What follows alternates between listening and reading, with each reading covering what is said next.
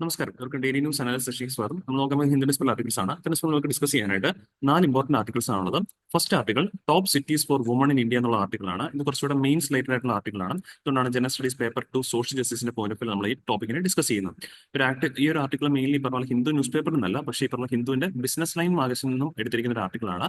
ഒരു ആർട്ടിക്കിൾ ഞാൻ നേരത്തെ പറഞ്ഞ മെയിൻസ് റിലേറ്റഡ് ആണ്. ബട്ട് അവിടെ ഈ പറഞ്ഞ പോലെ നമുക്ക് കുറെ ഡേറ്റാസ് പഠിക്കാനുണ്ട്. എസ്പെഷ്യലി പറഞ്ഞ പോലെ വുമൺ സേഫ്റ്റി ഒക്കെ ആയിട്ട് കൺസേൺ വന്നിരിക്കുന്ന ഒരു ആർട്ടിക്കിളാണ്. അതുകൊണ്ട് തന്നെ വുമൺ സേഫ്റ്റി റിലേറ്റഡ് ആയിട്ടുള്ള മെയിൻസിന്റെ ക്വസ്റ്റ്യൻസ് ഒക്കെ റിപ്പീറ്റഡ്ലി നമുക്ക് കാണാൻ സാധിക്കുന്നതാണ്. അവിടങ്ങളിൽ നമുക്കൊരു പോയിന്റ് ആയിട്ട് ആഡ് ചെയ്യാൻ പറ്റുന്ന കുറച്ച് ഡേറ്റാസും ഇവിടെ കിട്ടിയിട്ടുണ്ട്. ഓക്കെ, സോ സെക്കൻഡ് ടോപ്പിക്കും എക്കണോമിക്സുമായിട്ട് ബന്ധപ്പെട്ടാണ്. RBI ranks second in gold purchases എന്നുള്ളതാണ് വാർത്തയുടെ ഹെഡ്ലിംഗ് വന്നിരിക്കുന്നത്. ഇത് നമ്മുടെ ഹിന്ദുവിന്റെ ബിസിനസ് ലൈൻ മാഗസിനിൽ വന്നിരിക്കുന്ന ആർട്ടിക്കിളാണ്.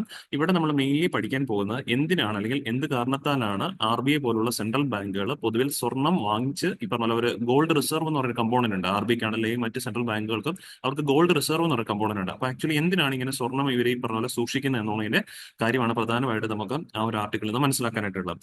ദെൻ മൂന്നാമത്തെ ടോപ്പിക്ക് ജിഗ് പ്ലാറ്റ്ഫോംസുമായിട്ട് ബന്ധപ്പെട്ട് വന്നിരിക്കുന്ന ആർട്ടിക്കിളാണ്. എസ്പെഷ്യലി ഈ പറഞ്ഞ പോലെ ഹോം മേക്കേഴ്സിന്റെയും അതേപോലെ തന്നെ സിംഗിൾ മദേഴ്സിന്റെ ഒക്കെ തന്നെ ലിവിംഗ് കണ്ടീഷൻസ് ഇംപ്രൂവ് ചെയ്യാൻ ജിഗ് പ്ലാറ്റ്ഫോംസ് സഹായിക്കുന്നുണ്ട്, അല്ലെങ്കിൽ അത് അഡ്വാൻസ് ചെയ്യാനായിട്ട് ഈ പറഞ്ഞ പോലെ ഹെൽപ്ഫുൾ ആണ് എന്ന രീതിയിലേക്കാണ് ഈ ഒരു ആർട്ടിക്കിൾ വന്നിരിക്കുന്നത്. അപ്പോൾ ഈ ഒരു ആർട്ടിക്കിൾ എഡിറ്റോറിയലുമായിട്ട് ബന്ധപ്പെട്ട് വന്നിരിക്കുന്നതാണ്. ജനറൽ സ്റ്റഡീസ് പേപ്പർ 3 എക്കണോമിയുടെ പോയിന്റ് ഓഫ് വ്യൂ തന്നെയാണ് അവിടെ നമ്മൾ ഡിസ്കസ് ചെയ്യുന്നത്. ദെൻ ഫോർത്ത് ടോപ്പിക്ക് നമ്മുടെ ഇന്ത്യൻ പൊളിറ്റിയുമായിട്ട് ചേർന്നിരിക്കുന്ന ഒരു ആർട്ടിക്കിളാണ്. അപ്പോയിന്റ്മെന്റ് ഓഫ് CEC എന്ന് പറഞ്ഞാൽ chief election commissioners and EC എന്ന് പറയുമ്പോൾ അതർ ഇലക്ഷൻ കമ്മീഷണേഴ്സ് ആണ്. അപ്പോൾ ഇവരുടെ അപ്പോയിന്റ്മെന്റുമായിട്ട് ബന്ധപ്പെട്ട് ആണ് ഈ ഒരു ആർട്ടിക്കിളിനകത്ത് ഡിസ്കഷൻ വന്നിരിക്കുന്നത്. മെയിൻലി വരുന്നതുകൊണ്ടല്ല, കഴിഞ്ഞ ദിവസം നിങ്ങൾ വാർത്തയിലൊക്കെ ശ്രദ്ധിച്ചിട്ടുണ്ടാവും, നമ്മളിപ്പം ഡൽഹിയിൽ ഇലക്ഷൻസ് ഒക്കെ നടക്കാൻ പോവുകയാണ്. അപ്പൊ ഇലക്ഷൻസും ഒക്കെ ആയിട്ട് ബന്ധപ്പെട്ട ആ ഒരു ഡൽഹിയിലെ ഇലക്ഷൻസ് കഴിയുന്നതോടുകൂടി നിലവിലെ ചീഫ് ഇലക്ഷൻ കമ്മീഷണറായ രാജീവ് കുമാർ അദ്ദേഹം ഈ പറഞ്ഞ പോലെ സ്ഥാനം ഒഴിയുകയാണ്. അപ്പോൾ അദ്ദേഹത്തിന് പകരം പുതിയ ഇലക്ഷൻ കമ്മീഷണറെ നമ്മൾ കണ്ടുപിടിക്കേണ്ടതായിട്ടുണ്ട്. അല്ലെങ്കിൽ ഈ പറഞ്ഞ കണ്ടുപിടിക്കുന്ന പറയുമ്പോൾ ഓട്ടോമാറ്റിക്കലി അവിടെ ഒരു സീറ്റ് ഇതായിട്ട് വരും. അപ്പോൾ പുതിയൊരു ഇലക്ഷൻ കമ്മീഷണർ അതിന്റെ സ്ഥാനത്തേക്ക് വരാനുള്ള ചാൻസസ് ഉണ്ട്. അതുകൊണ്ട് അങ്ങനെയുള്ള സെലക്ഷൻ പ്രൊസീജിയേഴ്സ് നടക്കുമ്പോൾ എന്താണ് കറന്റ് ഇന്ത്യയിലെ ചീഫ് ഇലക്ഷൻ കമ്മീഷണറെയും അത് മറ്റ് ഇലക്ഷൻ കമ്മീഷണേഴ്സിനെയും അപ്പോയിന്റ് ചെയ്യുന്ന രീതി തുടങ്ങിയ കാര്യങ്ങൾ നമുക്ക് കൃത്യമായിട്ട് പഠിക്കേണ്ടതായിട്ടുണ്ട്. അതുമായിട്ട് ബന്ധപ്പെട്ട 1-2 പ്രധാനപ്പെട്ട സുപ്രീം കോടതി വെർഡിക്റ്റുകളും കേസുകളൊക്കെ നമുക്ക് അവിടെ പഠിക്കേണ്ടതായിട്ടുണ്ട്. സോ എനിവേ ഈ ഒരു 4 ടോപ്പിക്ക് നന്നായിട്ട് പഠിച്ചതിന് ശേഷം നമ്മൾ എല്ലാ ദിവസവും ചെയ്യുന്ന പോലെ തന്നെ ഒരു പ്രിലിംസിന്റെ മോഡൽ MCയും കൂടെ സോൾവ് ചെയ്തായിരിക്കും നമ്മുടെ സെഷൻ വൈൻഡ് അപ്പ് ചെയ്യുന്നത്. ഓക്കെ, അപ്പോൾ നമുക്ക് ടൈം കളയാണ്ട് സെഷൻ സ്റ്റാർട്ട് ചെയ്യാം. സോ ഫസ്റ്റ് ആർട്ടിക്കിൾ ഞാൻ ഓൾറെഡി തന്നെ പറഞ്ഞു, ഹിന്ദുവിന്റെ ബിസിനസ് ലൈനുള്ള ആർട്ടിക്കിളാണ്. ഹെഡിങ് ഇങ്ങനെയാണ്: south Indian cities rank high in women livability എന്നുള്ളതാണ് ആർട്ടിക്കിൾ ഹെഡ്ലൈൻ ആയിട്ട് മാറിയിരിക്കുന്നത്. അപ്പൊ എന്തായാലും ഈ ഒരു ആർട്ടിക്കിൾ ഡിസ്കസ് ചെയ്യുന്ന ഒരു റിപ്പോർട്ടിനെ അടിസ്ഥാനമാക്കിയാണ്. അതിന്റെ report was top cities for women in India 2024 റിപ്പോർട്ടാണ്. ഞാൻ നേരത്തെ പറഞ്ഞ പോലെ ഇത് വുമൺ റിലേറ്റഡ് ആയിട്ടുള്ള ചോദ്യങ്ങൾ വരുമ്പോൾ, വുമൺ കൺസേൺ ആയിട്ടുള്ള സേഫ്റ്റി അല്ലെങ്കിൽ ഈ പറഞ്ഞ പോലെ എംപ്ലോയബിലിറ്റി, ഇങ്ങനെ കൺസേൺ ആയിട്ടുള്ള മെയിൻസിന്റെ ആർട്ടിക്കിൾസ് വരുമ്പോഴേക്കും ഏതാ നമുക്ക് അവിടെ ആഡ് ചെയ്യാൻ പറ്റുന്ന ഒരു ഡേറ്റയാണ് ഈ ഒരു ആർട്ടിക്കിളിൽ നിന്ന് കിട്ടിയിരിക്കുന്നത്. എനിവേ ഈ റിപ്പോർട്ട് ഓർത്തിരിക്കുക, top cities for women in India എന്നുള്ള ഇപ്പം ഈ വർഷത്തെ 2024 റിപ്പോർട്ട് എന്നറിയപ്പെടുന്നു. ഈ റിപ്പോർട്ടിനകത്ത് പ്രധാനമായിട്ട് നമ്മൾ റേറ്റ് ചെയ്യുന്നു ഓരോ പ്രധാനപ്പെട്ട നഗരങ്ങളെ. ഇന്ത്യയിലെ പ്രധാനപ്പെട്ട 25 നഗരങ്ങളെ ഈ റിപ്പോർട്ടിനകത്ത് റാങ്ക് ചെയ്തിട്ടുണ്ട്. ആ റാങ്ക് ചെയ്യാനായിട്ട് നമ്മൾ ഉപയോഗിക്കുന്ന പോയിന്റുകൾ, ക്രൈറ്റീരിയസ് എന്തൊക്കെയാണെന്ന് ചോദിച്ചു കഴിഞ്ഞാൽ, കാറ്റഗറി സച്ചാസ് സ്കില്ലിംഗ് ആൻഡ് എംപ്ലോയബിലിറ്റിയുടെ അവൈലബിലിറ്റി, അതായത് സ്ത്രീകൾക്ക് എത്രത്തോളം സ്കിൽ അപ്ഗ്രഡേഷനും എംപ്ലോയബിലിറ്റിയുടെയും സ്കോപ്പുകൾ ഈ സിറ്റികളിലുണ്ട്, അതൊരു പോയിന്റ് ആണ്. ദെൻ കെയർ ഗീവിംഗ് സപ്പോർട്ട്, ഈ സിറ്റികളിലെ സ്ത്രീകൾക്ക് വേണ്ടിയുള്ള കെയർ ഗീവിംഗ് സപ്പോർട്ടും ഒരു പോയിന്റ് ആയിരുന്നു. ദെൻ ഇൻഫ്രാസ്ട്രക്ചർ ഫെസിലിറ്റീസ്, ഇൻഫ്രാസ്ട്രക്ചർ എന്ന് പറയുമ്പോൾ ലൈക്ക് ഇപ്പം പൊതുവിൽ ഈ പറഞ്ഞ പോലെ രാത്രി യാത്രകൾ ഈ പറഞ്ഞ പോലെ സുരക്ഷിതമാണോ ഈ നഗരങ്ങളിൽ, അല്ലെങ്കിൽ ഈ പറഞ്ഞ പോലെ സ്ത്രീകൾക്ക് ആവശ്യമായിട്ടുള്ള പബ്ലിക് ഈ പറഞ്ഞ പോലെ ഫെസിലിറ്റീസ്, വാഷ്റൂം ഫെസിലിറ്റീസ്, അങ്ങനെയൊക്കെ ജോലി സ്ഥലങ്ങളിലാണെങ്കിലും അങ്ങനെയുള്ള ഫെസിലിറ്റീസ്, അവർക്ക് മതിയായ രീതിയിലുള്ള എന്താ പറയുക ലീവ് കണ്ടീഷൻസ്, അങ്ങനെയുള്ള രീതിയിലുള്ള കുട്ടികളുണ്ടെങ്കിൽ അവരെ അക്കോമഡേറ്റ് ചെയ്യാൻ പാകത്തിലുള്ള ക്രഷസ്, ഇങ്ങനെയൊക്കെയുള്ള അവൈലബിലിറ്റി ഉണ്ടോ തുടങ്ങിയ കാര്യമാണ് ഇൻഫ്രാസ്ട്രക്ചറിനകത്ത് മെയിൻലി വരുന്നത്. Then efficiency of government bodies, സ്ത്രീകളുടെ സംരക്ഷണമൊക്കെ ആയിട്ട് ബന്ധപ്പെട്ട അല്ലെങ്കിൽ അവരുടെ കൂടുതൽ ഇൻക്ലൂസീവിന്റെ ഭാഗമായിട്ടുള്ള ഗവൺമെന്റ് ബോഡീസിന്റെ എഫിഷ്യൻസി എത്രത്തോളമാണ് ആ നഗരങ്ങളിൽ. ദെൻ ക്വാളിറ്റി ഓഫ് ലൈഫ്, സ്ത്രീകളുടെ ആണെങ്കിലും ക്വാളിറ്റി ഓഫ് ലൈഫ് എത്രത്തോളമാണ് ഈ നഗരങ്ങൾ. ദെൻ സേഫ്റ്റി, ഇത്രയും കാര്യങ്ങൾ ഒന്നുകൂടെ പറയാം: skilling and employment, care giving support, infrastructure, efficiency of government bodies, quality of life and safety, ഇത്രയും കാര്യങ്ങളെ പരിഗണിച്ചിട്ടാണ് നമ്മൾ ഈ റിപ്പോർട്ട് തയ്യാറാക്കിയിരിക്കുന്നത്. ഈ റിപ്പോർട്ട് പരിഗണിക്കാനായിട്ട് 25 നഗരങ്ങൾ എടുത്തിട്ടുണ്ട്. ആ 25 നഗരങ്ങളിൽ ഫസ്റ്റ് പൊസിഷനിൽ എത്തിയിരിക്കുന്നത് ബംഗളൂരു ആണ്. വിത്ത് സ്കോർ ഓഫ് 47.2 ആണ് ഇവിടെ ബാംഗ്ലൂരിന് സ്കോർ കിട്ടിയിരിക്കുന്നത്. അതിന്റെ താഴെയാണ് ചെന്നൈ, ദെൻ മുംബൈ, ഹൈദരാബാദ്, പൂനെ. ഈ ആദ്യത്തെ 5 സ്ഥലങ്ങൾ ഒന്ന് അറിഞ്ഞിരിക്കാൻ നല്ലതായിരിക്കും. കാരണം പ്രിലിംസിനൊക്കെ ഇങ്ങനെ ചോദിക്കുവാണെങ്കിൽ ആ ഫസ്റ്റ് ടോപ്പ് 5 സ്പോട്ടുകളെ വെച്ചിട്ട് ചോദ്യങ്ങൾ പ്രിലിംസിനൊക്കെ കാണാറുണ്ട്. Like Chennai was the first spot എന്നൊക്കെ പറഞ്ഞു തരികയാണെങ്കിൽ തെറ്റാണ്. ബിക്കോസ് കഴിഞ്ഞ കുറച്ച് നാളുകളായിട്ട് ചെന്നൈ ആയിരുന്നു, പക്ഷേ ഈ വർഷം ചെന്നൈ സെക്കൻഡ് സ്പോട്ടിലേക്ക് മാറി ഫസ്റ്റ് സ്പോട്ടിലേക്ക് വന്നിരിക്കുന്നത് ബാംഗ്ലൂരു ആണ്. അപ്പം ആ ഒരു വ്യത്യാസം ഓർത്തിരിക്കണം. അല്ലെങ്കിൽ ഈ പറഞ്ഞ പോലെ നമ്മൾ പൊതുവിൽ ചെന്നൈ എന്ന് എവിടെയെങ്കിലും നമ്മൾ നേരത്തെ വായിച്ചിട്ടുണ്ടെങ്കിൽ ആ ഒരു ഓർമ്മയിൽ പ്രകാരം ക്വസ്റ്റ്യൻസ് ഒക്കെ അങ്ങനെ വന്നു കഴിയുമ്പോഴേക്കും അത് തെറ്റിച്ച് മാർക്ക് ചെയ്യാനുള്ള ചാൻസ് ഉണ്ട്. അപ്പം നിലവിൽ പറയുവാണെങ്കിൽ ബാംഗ്ലൂരു, അത് കഴിഞ്ഞിട്ടാണ് ചെന്നൈ വരുന്നത്. ഇനി സ്റ്റേറ്റുകളുടെ പട്ടികയിൽ നോക്കുകയാണെങ്കിൽ സദേൺ ഇന്ത്യ സ്റ്റേറ്റുകളാണ് ഇതിനകത്ത് മുൻപന്തിയിൽ നിൽക്കുന്നത് എന്നുള്ള കാര്യം ഓർക്കുക. സദേൺ ഇന്ത്യ സ്റ്റേറ്റ്സ് എന്ന് പറയുമ്പോഴേക്കും ഫസ്റ്റ് ഓഫ് ഓൾ പറയേണ്ട കാര്യം ഈ പറഞ്ഞ പോലെ നമ്മുടെ കേരളവും ലിസ്റ്റിനകത്തുണ്ട്. Among the top 5 cities with highest average CAS, 4 from southern India. 4 ഈ പറഞ്ഞ പോലെ സദേൺ ഇന്ത്യയിൽ നിന്നാണ്. കേരളത്തിൽ നിന്നുണ്ട്, പിന്നെ തെലങ്കാന, മഹാരാഷ്ട്ര, ഇവരൊക്കെ, പിന്നെ തമിഴ്നാടും ഉണ്ട്. തമിഴ്നാടാണ് സദേൺ ഇന്ത്യ സ്റ്റേറ്റുകളിൽ മുൻപന്തിയിൽ നിൽക്കുന്നത്. അത് കഴിഞ്ഞിട്ട് ഈ പറഞ്ഞ പോലെ നമ്മുടെ കേരളം, പിന്നെ തെലങ്കാന, മഹാരാഷ്ട്രയാണ് ഇതിന്റെ സിറ്റി ആവറേജിനകത്ത് മുൻപന്തിയിൽ നിൽക്കുന്ന നാല് സംസ്ഥാനങ്ങൾ. അപ്പൊ അതുകൊണ്ട് ഈ പറഞ്ഞ പോലെ കൃത്യമായിട്ട് ഓർത്തിരിക്കണം ഈ ഒരു റിപ്പോർട്ടിനെ കുറിച്ചിട്ട്. ഇതൊരു എന്താ പറയാ, ഗവൺമെന്റ് ബേസ്ഡ് ആയിട്ട് വരുന്ന റിപ്പോർട്ടല്ല, ബട്ട് ഈ പറഞ്ഞ പോലെ പ്രൈവറ്റ് എന്റിറ്റി ആണെങ്കിൽ പോലും ഈ പറഞ്ഞ പോലെ വളരെ പ്രാധാന്യം അർഹിക്കുന്ന ഒരു ഡേറ്റ കൂടിയാണിത്. ഈ ഒരു കാര്യം ഓർക്കണം. ഇത്രയും പോയിന്റ് നമ്മൾ ഏതൊക്കെ ക്രൈറ്റീരിയ ഉപയോഗിച്ചാണ് റാങ്ക് ചെയ്യുന്നുള്ളത് പ്രിലിംസിന് ഓർത്തിരിക്കണം. ദെൻ ഈ പറഞ്ഞ പോലെ ഏതൊക്കെ പ്രധാനപ്പെട്ട നഗരങ്ങളാണെന്നുള്ളൊരു പോയിന്റ് മെയിൻസിനും കൂടെ ഓർത്തിരിക്കുന്നു. വളരെ വളരെ നല്ലതായിരിക്കും. ഇതിൽ പറയുവാണെങ്കിൽ എംപ്ലോയബിലിറ്റി, സ്കില്ലിംഗ് ആൻഡ് എംപ്ലോയബിലിറ്റിയുടെ കാറ്റഗറിയിൽ മുംബൈയാണ് ഫസ്റ്റ് വന്നിട്ടുണ്ടായത് കേട്ടോ. സ്കില്ലിംഗും എംപ്ലോയബിലിറ്റിയുടെ കാര്യം കൂടുതൽ നമ്മുടെ നാട്ടിലെ സ്ത്രീകൾക്ക് ജോലി കിട്ടാൻ ചാൻസ് ഉള്ള നഗരമായിട്ട് രേഖപ്പെടുത്തിയിരിക്കുന്നത് മുംബൈയാണ്. അതിന് ക്ലോസ് കോൺടാക്റ്റിലാണ് ബംഗളൂരു വെച്ചിരിക്കുന്നത്. എന്നാൽ ക്വാളിറ്റി ഓഫ് ലൈഫിന്റെ കാര്യത്തിൽ പൂനെയാണ് ഫസ്റ്റ് പോസ്റ്റ് വന്നിരിക്കുന്നത്. സ്ത്രീകളുടെ ക്വാളിറ്റി ഓഫ് ലൈഫിന്റെ കാര്യത്തിൽ ഫസ്റ്റ് പൂനെയാണ്. എന്നാൽ ജോലി സാധ്യതയുടെ കാര്യങ്ങളിൽ നോക്കുമ്പോഴേക്കും മുംബൈ ആയിരുന്നുള്ള കാര്യം ഓർക്കുക. ജോലി സാധ്യതയുടെ കാര്യത്തിൽ മുംബൈയും ക്വാളിറ്റി ഓഫ് ലൈഫിന്റെ കാര്യത്തിൽ ഏറ്റവും മുൻപന്തിയിൽ നിൽക്കുന്ന പൂനെയുമാണ്. ഓക്കെ, സോ ഇത്രയാണ് ഈ ഒരു ആർട്ടിക്കിളിൽ നിന്ന് ഈ പറഞ്ഞ രീതിയിൽ നമുക്ക് എക്സാം റിലേറ്റഡ് ആയിട്ട് പഠിക്കാനായിട്ടുണ്ടായിരുന്നത്. അതുപോലെ തന്നെ ഇവർക്കെതിരായിട്ടുള്ള ക്രൈം റേറ്റുകൾ, സ്ത്രീകൾക്കെതിരായിട്ടുള്ള ക്രൈം റേറ്റുകൾ, അവർ നേരിടുന്ന safety issues, infrastructure, career opportunities, employment, ഇതെല്ലാം ഓൾറെഡി പറഞ്ഞു. ഇത്രയും കാര്യങ്ങൾ നോക്കിയിട്ടാണ് ഇതിനകത്ത് റിപ്പോർട്ട് തയ്യാറാക്കുന്ന കാര്യം ജസ്റ്റ് ഒന്ന് ഓർത്ത് വെച്ചേക്കും. ഓക്കെ, ഇനി നമുക്ക് രണ്ടാമത്തെ ആർട്ടിക്കിളിലേക്ക് മൂവ് ഓൺ ചെയ്യാം. RBI ranks second in central bank gold purchases എന്നുള്ള ആർട്ടിക്കിളിന്റെ ഹെഡ്ലൈൻ ആയിട്ട് മാറിയിരിക്കുന്നത്. ഇവിടെ മെയിൻ ആയിട്ട് നമ്മൾ ഓർക്കേണ്ട, ഞാൻ തുടക്കത്തിൽ പറഞ്ഞിട്ടുണ്ടായിരുന്നു, എന്തിനാണ് RBI പോലുള്ള സെൻട്രൽ ബാങ്കുകൾ, ഇവിടെ ഇപ്പം RBI എന്നുള്ള ഇപ്പം നമ്മുടെ ഇവിടെ വന്നിരിക്കുന്ന വാർത്തയ്ക്കകത്ത് RBI എന്ന് ഹൈലൈറ്റ് ചെയ്തിരിക്കുന്നുള്ളൂ. പക്ഷേ ഈ വാർത്തയിൽ നമ്മൾ വായിക്കുമ്പോഴേക്കും RBI പോലുള്ള മറ്റ് സെൻട്രൽ ബാങ്കുകളെല്ലാം എന്ത് ചെയ്തിട്ടുണ്ട്, ഇതുപോലുള്ള സ്വർണ്ണങ്ങൾ വാങ്ങിച്ച് ശേഖരിച്ചിട്ടുണ്ട്. അപ്പോൾ ആക്ച്വലി ഇതിനകത്ത് മെയിൻലി നമ്മൾ പഠിക്കുന്നത് എന്തിനാണ് സെൻട്രൽ ബാങ്കുകൾ ഇതുപോലെ സ്വർണ്ണം വാങ്ങുക എന്നുള്ള കാര്യമാണ്. ഓക്കെ, എനിവേ ഈ ഫസ്റ്റ് പാരഗ്രാഫ് ഒന്ന് ഓഫ് ചെയ്യുക. ഇപ്പം സ്വർണ്ണം വാങ്ങുന്നതിന്റെ അളവ് നിലവിലെ സെൻട്രൽ ബാങ്കുകൾ വർദ്ധിപ്പിച്ചിട്ടുണ്ടായിരുന്നു. വേറൊന്നുമല്ല, ഇപ്പോൾ ഗ്ലോബൽ മാർക്കറ്റിൽ ഗോൾഡിന്റെ പ്രൈസ് ഇച്ചിരി ലോവർ ആയി നിൽക്കുകയാണ്.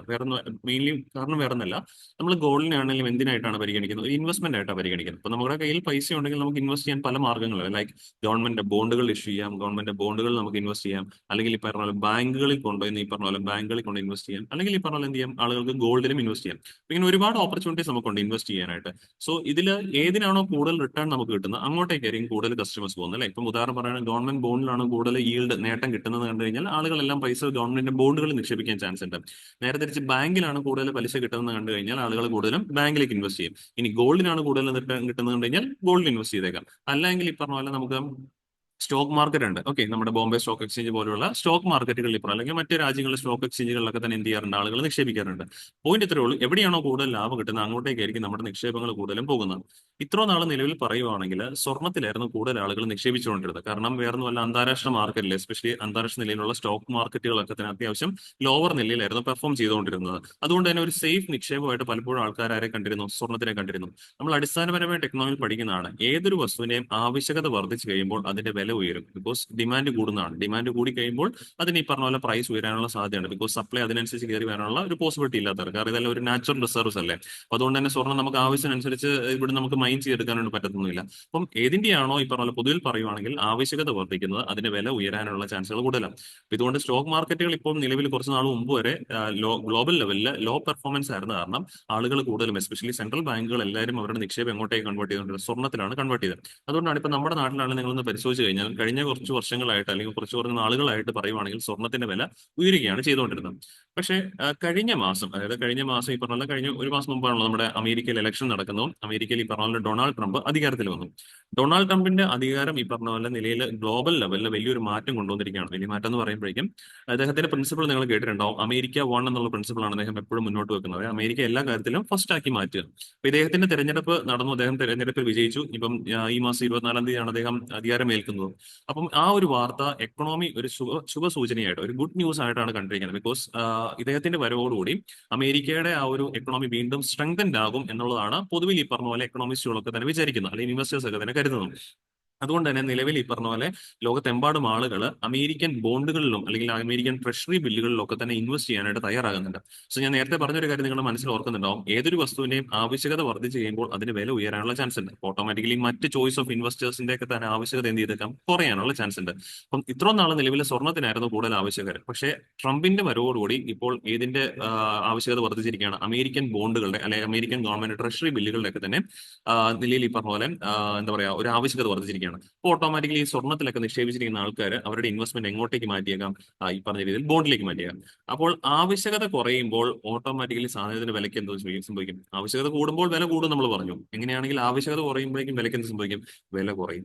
ഇത് സ്വർണത്തിന്റെ കാര്യത്തിൽ ഇപ്പം നടന്നുകൊണ്ടിരിക്കുകയാണ്. ഇപ്പം കറന്റ്ലി പറയുകയാണ്, ഇപ്പം കുറച്ച് നാളുകളായിട്ട് സ്വർണത്തിന്റെ വില നേരിയ രീതിയിൽ കുറയുന്നുണ്ട്. ബിക്കോസ് ആളുകളെല്ലാം ഇൻവെസ്റ്റ്മെന്റ് എങ്ങോട്ടേക്ക് കൺവേർട്ട് ചെയ്യുന്നു, ബോണ്ടുകളിലേക്കൊക്കെ തന്നെ കൺവേർട്ട് ചെയ്യുന്നു. അപ്പൊ ഈ വില കുറയുന്നത് ഒരു ഒരു ഒരു തരത്തിൽ പറഞ്ഞ ഓപ്പർച്യൂണിറ്റി അല്ലേ. ബിക്കോസ് സ്വർണ്ണത്തിന് എന്ന് പറയുമ്പോൾ ഒരു പരിധിയിൽ കൂടുതൽ വിലയൊന്നും കുറയാൻ പോകുന്നില്ല. അപ്പൊ അതുകൊണ്ട് ഈ നേരിയ വില കുറവ് താരതമ്യേന ഒരു ഓപ്പർച്യൂണിറ്റി ആയിട്ട് കണക്കാക്കി ലോകമെമ്പാടുമുള്ള ബൾക്ക് ബയേഴ്സ്, സെൻട്രൽ ബാങ്കുകളൊക്കെയാണ് ബൾക്ക് ബയേഴ്സ്. വലിയ തോതിൽ നമ്മൾ വാങ്ങുന്ന പോലെ 1 ഗ്രാമോ 2 ഗ്രാമോ അല്ല ഇവർ വാങ്ങുന്നത്, വലിയ തോതിൽ ടൺ കണക്കിന് സ്വർണ്ണമാണ് വാങ്ങിച്ചു കൂട്ടുന്നത്. അപ്പോൾ ഈ ബൾക്ക് ബയേഴ്സ് നിലവിൽ ഈ ചെറിയൊരു ഓപ്പർച്യൂണിറ്റി, ഈ ചെറിയ റിഡക്ഷൻ പ്രൈസ് ഓപ്പർച്യൂണിറ്റിയെ ഹാർനസ് ചെയ്യുന്ന ഒരു നിലയിൽ നമുക്ക് കാണുന്നുണ്ട്. അതുകൊണ്ടാണ് ഇപ്പൊ RBI ആണെങ്കിൽ സ്വർണം വാങ്ങിച്ചു കൂട്ടിക്കൊണ്ടിരിക്കുകയാണ്. ആ വാങ്ങിച്ചു കൂട്ടി നിലവിൽ RBIയുടെ കരുതൽ ശേഖരത്തിൽ ഗോൾഡ് റിസർവിൽ ഏകദേശം 876 ടൺ സ്വർണ്ണം ഉണ്ടെന്നാണ് പറയപ്പെടുന്നത്. 876 ടൺ സ്വർണം. മെയിനായിട്ട് ഓർത്തിരിക്കേണ്ട ഈ 876 ടൺ എന്ന് പറഞ്ഞാൽ നമ്മുടെ ഇവിടെ RBIയുടെ ഹെഡ്ക്വാർട്ടേഴ്സ് ആയ മുംബൈയിലല്ല ഇതെല്ലാം സൂക്ഷിച്ചു വെച്ചിരിക്കുന്നത്. ഒരു പരിധിവരെ ഒരു നല്ലൊരു ശതമാനം നമ്മുടെ ഇവിടെ തന്നെയുണ്ട്. പക്ഷേ ഈ പറഞ്ഞ പോലെ മറ്റ് രാജ്യങ്ങളിലും ഐ മീൻ എസ്പെഷ്യലി നമ്മൾ സ്റ്റോക്ക് ചെയ്ത് വെച്ചിരിക്കുന്ന ബാങ്ക് ഓഫ് ഇംഗ്ലണ്ടിലൊക്കെയാണ് സൂക്ഷിച്ചു വെച്ചിരിക്കുന്നത്. ബാങ്ക് ഓഫ് ഇംഗ്ലണ്ട്, അതുപോലെ ബാങ്ക് BIS, ഈ പറഞ്ഞ പോലെ ബ്യൂറോ ഓഫ് ഇന്റർനാഷണൽ സ്റ്റാൻഡേർഡ്സ്. അപ്പൊ അവിടങ്ങളിലേക്ക് ബ്യൂറോ ഇന്റർനാഷണൽ സെറ്റിൽമെന്റ്സ്, അവിടങ്ങളിലൊക്കെയാണ് നമ്മൾ കൂടുതൽ ഈ പറഞ്ഞ സ്വർണ്ണം സൂക്ഷിച്ചു വെച്ചിരിക്കുന്നത്. അപ്പം നമ്മുടെ നാട്ടിൽ മാത്രമായിട്ടല്ല ഈ സ്വർണ്ണം 876 ടണ്ണ് സൂക്ഷിച്ചിരിക്കുന്ന കാര്യം കൃത്യമായിട്ട് ഓർത്ത് വെച്ചേക്കാം. അപ്പൊ ഇപ്പം പിടികിട്ടി കാണാം എന്തുകൊണ്ടാണ് RBI പോലുള്ള സെൻട്രൽ ബാങ്കുകളിൽ ബൾക്ക് ബയേഴ്സ് സ്വർണ്ണം കൂടുതലും വാങ്ങിച്ചു കൂട്ടുന്നത് ചോദിച്ചു കഴിഞ്ഞാൽ ഒരു ഇൻവെസ്റ്റ്മെന്റ് ആണ്. ഞാൻ പറഞ്ഞ പോലെ ഈ 4 കാര്യങ്ങൾ ഇൻവെസ്റ്റ്മെന്റ് ആണ്. അതിൽ ഏറ്റവും കൂടുതൽ റിട്ടേൺ കിട്ടുന്നവയാണ് നമ്മൾ കൂടുതൽ പ്രിഫർ ചെയ്യുന്നത്. നിലവിൽ ഈ പറഞ്ഞ പോലെ കുറച്ചുകൂടി സ്റ്റേബിൾ ആയതുകൊണ്ട് സ്വർണ്ണത്തിലായിരുന്നു എല്ലാവരും സൂക്ഷിച്ചു വെച്ചുകൊണ്ടിരുന്നത്. പക്ഷേ കാരണം മറ്റിലൊക്കെ അത്രയും ഇൻവെസ്റ്റ്മെന്റ് ഇത്ര നാളും കുറവായിരുന്നു, റിട്ടേൺസ് ഒക്കെ കുറവായിരുന്നു. പക്ഷേ ട്രംപിന്റെ വരവോടുകൂടി ഇതെല്ലാം മാറ്റിമറിച്ചു. ട്രംപിന്റെ വരവോടുകൂടി എക്കണോമി, മീൻ എസ്പെഷ്യലി അമേരിക്കൻ എക്കണോമി റിവൈവ് ചെയ്യുന്നതാണ് പ്രതീക്ഷിക്കുന്നത്. അതുകൊണ്ട് തന്നെ ഇപ്പം അമേരിക്കയിലെ ട്രഷറി ബില്ലുകൾ, ബോണ്ടുകളിലൊക്കെ അല്ലെങ്കിൽ അതുപോലെ തന്നെ അവരുടെ സ്റ്റോക്ക് മാർക്കറ്റിലൊക്കെ തന്നെ നല്ല ഈ പറഞ്ഞ പോലെ ഇൻക്രീസ് കാണുന്നുണ്ട്, അല്ലെങ്കിൽ ഹയർ ഈൽഡ് കാണുന്നുണ്ട്. അപ്പോൾ ഓട്ടോമാറ്റിക്കലി സ്വർണ്ണത്തിന് പുറകെ പൊക്കോട്ടിരുന്ന പല ആളുകൾ ഇപ്പം എങ്ങോട്ടേക്ക് മാറി, ഞാൻ ഈ പറഞ്ഞ പോലെ ബോണ്ടിന്റെയും അവിടുത്തെ ഈ പറഞ്ഞ പോലെ ബാങ്കിലേക്കും അല്ലെങ്കിൽ ഈ പറഞ്ഞ പോലെ അവിടുത്തെ സ്റ്റോക്ക് മാർക്കറ്റിലേക്ക് തിരിഞ്ഞിട്ടുണ്ട്. സോ സ്വർണ്ണത്തിന്റെ ആവശ്യകത കുറയും. ഏതൊരു വസ്തുവിന്റെ ആവശ്യകത കുറയുമ്പോൾ അതിന്റെ വില കുറയുന്നുള്ളത് നമ്മൾ ഫൗണ്ടേഷനിൽ പഠിക്കുന്നതാണ്. സോ അതുകൊണ്ട് തന്നെ സ്വർണ്ണത്തിന്റെ വില കുറഞ്ഞത് ഈ ബൾക്ക് ബയേഴ്സ് ഒരു ഓപ്പർച്യൂണിറ്റിയാണ് കണക്കാക്കി സെൻട്രൽ ബാങ്കുകളെല്ലാം അത് വാങ്ങിച്ച് കൂട്ടിയിരിക്കുകയാണ്. ഓക്കെ, ഇനിയാണ് അടുത്തത്. ഇപ്പൊ ഇത്രയും കാര്യം പഠിച്ചപ്പോഴേക്കും നിങ്ങൾക്ക് ബേസിക് കൃത്യമായിട്ടുണ്ട്. ഇനിയാണ് കൂടുതൽ ഈ പറഞ്ഞ പോലെ നമുക്ക് കുറച്ചുകൂടെ കാര്യങ്ങൾ. ഇപ്പം ഞാൻ ഇപ്പം പറഞ്ഞ കുറച്ച് കാര്യമാണ്. Price of gold suggested hold and inverse relation with interest rate. ബാങ്കുകളൊക്കെ ഓഫർ ചെയ്യുന്ന പലിശയായിട്ട് അല്ലെങ്കിൽ മറ്റ് മേഖലയിൽ നിന്ന് കിട്ടുന്ന റിട്ടേൺസും ഗോൾഡിന്റെ പ്രൈസ് തമ്മിൽ ഒരു ഇൻവേഴ്സ് റിലേഷൻ. ബിക്കോസ് ഇപ്പൊ ബാങ്ക്, ഇപ്പൊ ഞാൻ ഇവിടെ പറഞ്ഞ പോലെ തന്നെ നമ്മുടെ നാട്ടിലൊരു ബാങ്ക് കൂടുതൽ പലിശ തരുമെന്ന് വിചാരിച്ചു. അപ്പോൾ ഓട്ടോമാറ്റിക് ആൾ പിന്നെ സ്വർണ്ണത്തിൽ നിക്ഷേപിച്ചുകൊണ്ടിരിക്കും ഇല്ല. അപ്പൊ ഇവിടെ അങ്ങോട്ടേക്ക് ആൾക്കാർ പോകും. സോ ആൾക്കാർ അങ്ങോട്ടേക്ക് പോകുമ്പോൾ ഓട്ടോമാറ്റിക്കലി ഗോൾഡിന്റെ ഡിമാൻഡ് കുറയും. ഗോൾഡിന്റെ ഡിമാൻഡ് കുറയുമ്പോൾ അതിന്റെ പ്രൈസും കുറയും. അതാണ് ഞാൻ പറഞ്ഞത് ഇൻട്രസ്റ്റ് റേറ്റും പ്രൈസ് ഓഫ് ഗോൾഡ് തമ്മിൽ ഇൻവേഴ്സ് റിലേഷൻഷിപ്പ്. ഇൻട്രസ്റ്റ് റേറ്റ് പൊതുവിൽ മാർക്കറ്റിൽ കിട്ടുന്ന ഇൻട്രസ്റ്റ് റേറ്റ് കൂടിക്കഴിഞ്ഞാൽ ഗോൾഡിൽ നിന്ന് ആളുകളെല്ലാം അങ്ങോട്ടേക്ക് പോകും. അപ്പം ഗോൾഡിന്റെ ആവശ്യക്കാർ കുറയും, ഗോൾഡിന്റെ പ്രൈസ് കുറയും. നേരെ തിരിച്ച് മാർക്കറ്റിലെ പലിശ കുറഞ്ഞാലോ, ഇൻട്രസ്റ്റ് റേറ്റ് കുറഞ്ഞു കഴിഞ്ഞാൽ എല്ലാ ആളുകളും ഗോൾഡിലേക്ക് വരും. ആളുകൾ ഗോൾഡിലേക്ക് വരുമ്പോൾ ഗോൾഡിന്റെ പ്രൈസ് എന്ത് സംഭവിക്കും, പ്രൈസ് കൂടും. So gold and market interest rates are having inverse kind of relationship. When interest rates R Titan, gold becomes less attractive. ഞാൻ പറയും ഇൻട്രസ്റ്റ് റേറ്റ് ടൈറ്റൻ എന്ന് പറഞ്ഞാൽ ഇൻട്രസ്റ്റ് റേറ്റ് കൂട്ടുക എന്നുള്ളത്, ടൈറ്റൻ എന്ന് പറഞ്ഞാൽ കൂട്ടുക എന്നുള്ള അർത്ഥം കേട്ടോ. അപ്പം ഇൻട്രസ്റ്റ് റേറ്റ് കൂട്ടി കഴിഞ്ഞാൽ ഗോൾഡ് ലെസ് അട്രാക്റ്റീവ് ആയിട്ട് മാറും. അപ്പം ഗോൾഡിന്റെ പ്രൈസ് എന്ത് ചെയ്യും, താഴത്തേക്ക് വരും. നേരെ തിരിച്ച് ലോവർ ഇൻട്രസ്റ്റ് റേറ്റ് എന്ന് പറയുമ്പോഴേക്കും ഈ പറഞ്ഞ ഇൻവെസ്റ്റേഴ്സ് കൂടുതലും സേഫ് ആയിട്ടുള്ള ഗോൾഡിൽ നിക്ഷേപിക്കും. അങ്ങനെ ഗോൾഡിന്റെ പ്രൈസ് എന്ത് സംഭവിക്കും, കൂടാനായിട്ടും ചാൻസസ് ഉണ്ട്. ഇനി എന്തിനാണ് സെൻട്രൽ ബാങ്കുകൾ സ്വർണ്ണം വാങ്ങിച്ചു കൂട്ടുക എന്ന് ചോദിച്ചാൽ ഇംഗ്ലീഷ് പറയുവാണെങ്കിൽ മോണിറ്ററി സ്റ്റെബിലിറ്റി ആണ്. ബിക്കോസ് സ്വർണ്ണത്തിന്റെ വില എന്ന് പറയുമ്പോഴേക്കും അത് വലിയ ചാഞ്ചാട്ടം താഴത്തേക്ക് പോകത്തില്ല. നിങ്ങൾ ഒബ്വിയസ്ലി മാർക്കറ്റ് അനലൈസ് ചെയ്തിട്ട് അറിയാം, സ്വർണ്ണത്തിന്റെ വില എന്ന് പറയുന്നത് ഓരോ വർഷം കഴിയുന്നവർ കൂടിയാണ് പോകുന്നത്. അത് ഒരു ചില ദിവസങ്ങളിൽ കുറഞ്ഞു എന്നൊക്കെ പറഞ്ഞ് വാർത്ത കണ്ടാലും ഓവർ ദ ഇയർ ഒരു വർഷം മുഴുവൻ നിങ്ങൾ കമ്പയർ ചെയ്യുമ്പോഴേക്കും അത് ഉയരത്തേ ഉള്ളൂ. ഇപ്പൊ ഉദാഹരണത്തിന് പറയുകയാണെങ്കിൽ ഇന്ത്യൻ മാർക്കറ്റിൽ പോലും കഴിഞ്ഞ ഒരു വർഷത്തിനിടയിൽ അപ്രോക്സിമേറ്റ്ലി നല്ലൊരു ശതമാനത്തിന്റെ വർധനവ് ഗോൾഡിൽ നമുക്ക് കാണാനായിട്ട് സാധിക്കുന്നുണ്ട്. അതുകൊണ്ടാണ് പല ആളുകളും ഗോൾഡിനെ ഒരു സേഫ് കൈൻഡ് ഓഫ് ഇൻവെസ്റ്റ്മെന്റ് ആയിട്ട് പരിഗണിക്കുന്നത്. സോ മോണിറ്ററിയുടെ കാര്യത്തിൽ സ്റ്റെബിലിറ്റി ലിക്വിഡിറ്റി ഉണ്ട് ഒബ്വിയസ്ലി പറഞ്ഞ പോലെ ആ ഒരു സ്വർണ്ണത്തിൽ സ്റ്റോർ ഓഫ് വാല്യൂ എന്ന് പറയുന്നത് ഓൾമോസ്റ്റ് സ്റ്റേബിൾ ആയിരിക്കും. പക്ഷേ നമ്മൾ കൊണ്ട് ഈ ബാങ്കിൽ ഇടുന്ന നിക്ഷേപത്തിനൊക്കെ നമുക്കിത് പറയാൻ പറ്റത്തില്ല. ബിക്കോസ് ബാങ്കിൽ ഇപ്പം നമ്മൾ മിക്ക ബാങ്കിൽ നോക്കിയാൽ ഇപ്പം പ്രൈവറ്റ് സെക്ടർ ബാങ്ക് ഒക്കെ ആണെങ്കിൽ അല്ലെങ്കിൽ പ്രൈവറ്റ് സെക്ടർ RBI കൺട്രോൾഡ് ആയിട്ടുള്ള ബാങ്കുകളൊക്കെ നോക്കുവാണെങ്കിൽ ഓൾമോസ്റ്റ് ഒരു 7%, 6 to 8% ഒക്കെ, 8 ഒന്നും വരത്തില്ല, 6 to 7% ഒക്കെയാണ്. ഇപ്പൊ നമുക്ക് എക്സാമ്പിൾ ആയിട്ട് എടുക്കണല്ലോ. അപ്പൊ 6 to 8 ഒരു എക്സാമ്പിൾ ആയിട്ട് 7.5 എടുത്തേക്കാം. 7.5 പലിശയാണ് ഈ പറഞ്ഞ പോലെ നമ്മൾ കൊണ്ടിടുന്ന FDക്ക് തരുന്നത് വിചാരിക്കാം. ആക്ച്വലി ഇന്ത്യൻ എക്കണോമിയിൽ എപ്പോഴും തന്നെ അത്യാവശ്യം നല്ല ഇൻഫ്ലേഷൻ ഉണ്ട്. ഇപ്പൊ റീസെന്റ് നമ്മൾ വാർത്തയിൽ കണ്ടതാണ് അപ്രോക്സിമേറ്റ്ലി 6% ഇൻഫ്ലേഷൻ നമ്മുടെ നാട്ടിലുണ്ട്. സോ പോയിട്ട് ഈ ഇൻഫ്ലേഷനെ ബീറ്റ് ചെയ്തിട്ട് ഈ ബാങ്ക് നമുക്ക് 7.5% തരുമല്ലോ. പക്ഷേ ഇൻഫ്ലേഷനെ ബീറ്റ് ചെയ്തിട്ട് ആക്ച്വലി നമുക്ക് കിട്ടുന്ന 1.5%. ഇൻഫ്ലേഷൻ 6 ഉണ്ട്, അത് മാറ്റി കഴിഞ്ഞാൽ 1.5% മാത്രമാണ് നമുക്ക് റിട്ടേൺ കിട്ടുന്നത്. ഓക്കെ, അത്രേ ഉള്ളൂ ഈ പറഞ്ഞ ബാങ്കുകളിൽ നമുക്ക് കിട്ടും. അപ്പം ബാങ്കിലൊക്കെ നമ്മുടെ ഇൻവെസ്റ്റ്മെന്റ് എന്ന് പറയുന്നത് with time over the years as inflation increases അതിൽ നിന്ന് കിട്ടുന്ന റിട്ടേണിൽ റിഡക്ഷൻ സംഭവിച്ചുകൊണ്ടിരിക്കും. പക്ഷേ സ്വർണത്തിന്റെ കാര്യത്തിൽ അതല്ല സംഭവിക്കുന്നത്. അതാണ് എസ്പെഷ്യലി നമ്മൾ റീസെന്റ് വാർത്തകൾ ഡിസ്കസ് ചെയ്തായിരുന്നു. നമ്മൾ ഒരു ദിവസം DNA ഡിസ്കസ് ചെയ്തിട്ടുണ്ടായിരുന്നു. ഗവൺമെന്റ് സോവറിൻ ഗോൾഡ് ബോണ്ട് എന്ന് പറയുന്ന ഒരു സ്കീം ഉണ്ടായിരുന്നല്ലോ. ഈ സോവറിൻ ഗോൾഡ് ബോണ്ട് 8 വർഷം കഴിയുമ്പോൾ റിഡീം ചെയ്യാൻ പറ്റുന്ന ഒരു ബോണ്ടാണ്. ആ ബോണ്ടിൽ ഇപ്പൊ നിലവിൽ ഫസ്റ്റ് എമൗണ്ട് ആളുകൾക്ക് തിരികെ കൊടുത്തിട്ടുണ്ട്. ഏകദേശം പറയുവാണെങ്കിൽ 150% റിട്ടേൺ കിട്ടിയിട്ടുണ്ടായിരുന്നത്. അതായത് 100 രൂപ ഇൻവെസ്റ്റ് ചെയ്ത ആൾക്ക് ഇത് തിരിച്ചു കിട്ടിയത് പറഞ്ഞാൽ 150 രൂപ തിരികെ കിട്ടിയിട്ടുണ്ട്. ഓക്കെ, ആ ഒരു വ്യത്യാസമാണ് ഇപ്പം കണ്ടിരിക്കുന്നത്. അപ്പൊ എക്സ്ട്രാ ഈ പറഞ്ഞ പോലെ മുടക്കിയതിനേക്കാളും കൂടുതൽ ഈ പറഞ്ഞ പോലെ എക്സ്ട്രാ കിട്ടിയിരിക്കുകയാണ് ആ ഒരു സ്കീമിൽ ഉൾപ്പെടുത്തി. അപ്പൊ ഇവിടെ നോക്കുവാണെങ്കിൽ ബാങ്കൊക്കെ നമ്മൾ ശരിക്കും പറഞ്ഞാൽ ഓഫർ ചെയ്യുമ്പോൾ കിട്ടുന്നത് 1.5% മാത്രമാണ്. അപ്പൊ ഇവിടെ സോവറിൻ ഗോൾഡ് ബോണ്ടിന്റെ കാര്യത്തിൽ 150% ഈ പറഞ്ഞ പോലെ റിട്ടേൺ ആയിട്ട് കിട്ടിയിട്ടുണ്ടായിരുന്നത്. സോ എനിവേ ഈ പറഞ്ഞ പോലെ അതാണ് ആളുകൾ കൂടുതലും സ്വർണ്ണത്തിൽ നിക്ഷേപിക്കാനുള്ള പ്രധാനപ്പെട്ട കാരണം. പിന്നെ കറൻസി സപ്പോർട്ട്. ഇന്ത്യയിൽ നമുക്കറിയാം പുതിയതായിട്ട് RBI കറൻസി ഒക്കെയാണെങ്കിൽ അച്ചടിക്കണമെങ്കിൽ നമ്മൾ അതിന് തുല്യമായുള്ള രീതിയിൽ സ്വർണ്ണം മാറ്റി വെക്കണം. ആ സ്വർണ്ണം മാറ്റി വെക്കണമെങ്കിൽ നമുക്ക് ഇവിടെ സ്വർണ്ണത്തിന്റെ ശേഖരം ഉണ്ടാകണമല്ലോ. അപ്പൊ അതിന് വേണ്ടിയിട്ട് ഈ പറഞ്ഞ നമ്മൾ സ്വർണ്ണം സൂക്ഷിക്കാറുണ്ട്. പിന്നെ ഇൻവെസ്റ്റ്മെന്റ് ആയിട്ട് നമ്മൾ ഒരിക്കലും ഒരു സാധനത്തിൽ മാത്രമായിട്ട് ഇൻവെസ്റ്റ് ചെയ്യല്. ബിക്കോസ് ഒരു സാധനത്തിൽ മാത്രമായിട്ട് ഇൻവെസ്റ്റ് ചെയ്ത് കഴിഞ്ഞാൽ നാളെ അതിന് എന്തെങ്കിലും സംഭവിച്ചു കഴിഞ്ഞാൽ നമ്മുടെ ഇൻവെസ്റ്റ്മെന്റ് മുഴുവൻ താഴത്തേക്ക് പോകാൻ ചാൻസ് ഉണ്ട്. അപ്പോൾ ഇൻവെസ്റ്റ്മെന്റ് ഡൈവേഴ്സിഫൈ ചെയ്യണം. അപ്പൊ ഇൻവെസ്റ്റ്മെന്റ് ഡൈവേഴ്സിഫൈ ഭാഗമായിട്ട് സെൻട്രൽ ബാങ്ക് കുറച്ചുകൂടെ സേഫ് ആയിട്ടുള്ള സ്വർണ്ണത്തിലും നിക്ഷേപിക്കാറുണ്ട്, ഗവൺമെന്റ് ബോണ്ടുകളിലൊക്കെ തന്നെ നിക്ഷേപിക്കാറുണ്ട്. പിന്നെ ഇന്റർനാഷണൽ ലെവലിൽ ട്രേഡിനും പേയ്മെന്റ്സ് ഉപയോഗിക്കാം. ബിക്കോസ് ഗോൾഡ് എന്ന് പറയുന്നത് യൂണിവേഴ്സലി അക്സെപ്റ്റഡ് ആയിട്ടുള്ള ഒരു കറൻസി കൂടിയാണ്. It's A kind of universal accepted currency. അപ്പൊ അതുകൊണ്ട് തന്നെ ഇന്റർനാഷണൽ ട്രേഡ് ആൻഡ് സെറ്റിൽമെന്റ്സിന് വേണമെങ്കിൽ എന്ത് ഉപയോഗിക്കാൻ സാധിക്കും? സ്വർണ്ണം ഉപയോഗിക്കാൻ പറ്റും എന്നുള്ളതും സ്വർണ്ണത്തിന്റെ ആവശ്യകത വർദ്ധിപ്പിക്കുന്ന ഒരു പ്രധാനപ്പെട്ട പോയിന്റ് ആണ്. ഇത്രയും കാര്യമാണ് ഈ ഒരു ആർട്ടിക്കിൾ നമുക്ക് പഠിക്കാൻ. ഈ ഒരു ആർട്ടിക്കിൾ വളരെ ഇമ്പോർട്ടന്റ് ആണ്, എസ്പെഷ്യലി പ്രിലിംസിനൊക്കെ നമുക്ക് നന്നായിട്ട് ആവശ്യമായിട്ട് വരുന്ന ഒരു ആർട്ടിക്കിൾ കൂടിയാണ്. ഐഡിയ ആണ് പ്രധാനമായിട്ട് എന്തിനാണ് ഇവർ കൂടുതലും ഇൻവെസ്റ്റ് ചെയ്യുന്നതിന്റെ ഐഡിയ ആണ് പ്രധാനമായിട്ട് നമുക്ക് ആവശ്യമുള്ളത്. ഓക്കെ, സോ ഇത് ഞാൻ ഓൾറെഡി പറഞ്ഞു. RBIയുടെ കയ്യിൽ 876 മെട്രിക് ടൺ സ്വർണ്ണമാണ് നിലവിലുള്ളത് റീസെന്റ് കണക്ക് പ്രകാരം. ഇതിൽ 552 മെട്രിക് ടണ്ണാണ് ഇന്ത്യയിൽ ഹോൾഡ് ചെയ്തിരിക്കുന്നത്. ബാക്കി 324 മെട്രിക് ടണ്ണ് ബാങ്ക് ഓഫ് ഇംഗ്ലണ്ടിലും ബാങ്ക് ഫോർ ഇന്റർനാഷണൽ സെറ്റിൽമെന്റ്സിലുമാണ് ആയിട്ടാണ് സൂക്ഷിച്ചിരിക്കുന്ന കാര്യം ഓർത്ത് വെച്ചേക്കാം. ഓക്കെ, നമുക്ക് അടുത്ത ആർട്ടിക്കിളാണ്.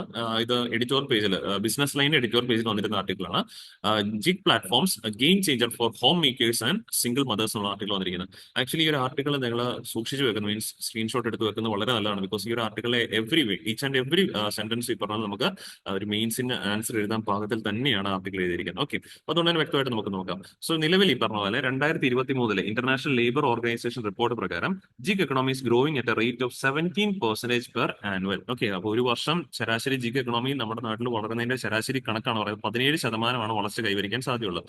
വിത്ത് women accounting for nearly 35% of the global gig force. Global gig work ഫോഴ്സിൽ 35% ആരാണ്? സ്ത്രീകളാണെന്നാണ് കണക്കുകൾ സൂചിപ്പിച്ചിരിക്കുന്നത്. ഇനി ഇവർ ഏതൊക്കെ മേഖലകളിലാണ് വർക്ക് ചെയ്യുന്നത് ചോദിച്ചു കഴിഞ്ഞാൽ ഇപ്പം ഈ ജിഗ് പ്ലാറ്റ്ഫോംസിന്റെ ജിഗ് എന്ന് പറയുമ്പോൾ ഉദാഹരണം നമുക്കറിയാമല്ലോ. ഇപ്പൊ സ്വിഗ്ഗി, സൊമാറ്റോ പോലുള്ള അല്ലെങ്കിൽ ഊബർ, ഇതൊക്കെ ജിഗ് പ്ലാറ്റ്ഫോംസ്. അതായത് ഇവർക്കൊരു ഓഫീസ് കാര്യങ്ങളായിരിക്കത്തില്ല, ഒരു പ്ലാറ്റ്ഫോമിനെ അടിസ്ഥാനമാക്കിയായിരിക്കും ഇവരെല്ലാം റൺ ചെയ്യുന്നത്. ഇതിന്റെ അഡ്വാൻറ്റേജ് എവിടെയെന്ന് ചോദിച്ചാൽ വളരെ ഫ്ലെക്സിബിൾ. ഇപ്പം സ്വിഗ്ഗിയിൽ അല്ലെങ്കിൽ സൊമാറ്റോയിലൊക്കെ വർക്ക് ചെയ്യുന്ന നമുക്കറിയാം, കൂട്ടുകാരനൊക്കെ അല്ലെങ്കിൽ നിങ്ങളുടെ കൂട്ടുകാരൊക്കെ വർക്ക് ചെയ്യുന്നുണ്ടെങ്കിൽ അറിയാം, അവർക്ക് ഫിക്സഡ് ടൈം അല്ല. നമുക്ക് എപ്പോഴാണ് വർക്ക് ചെയ്യാൻ പറ്റുന്ന ആ ടൈമിൽ പോയി വർക്ക് ചെയ്യാൻ, വിച്ച് മീൻസ് ഒരുപാട് ഫ്ലെക്സിബിലിറ്റി ഓഫർ ചെയ്യുന്നുണ്ട്.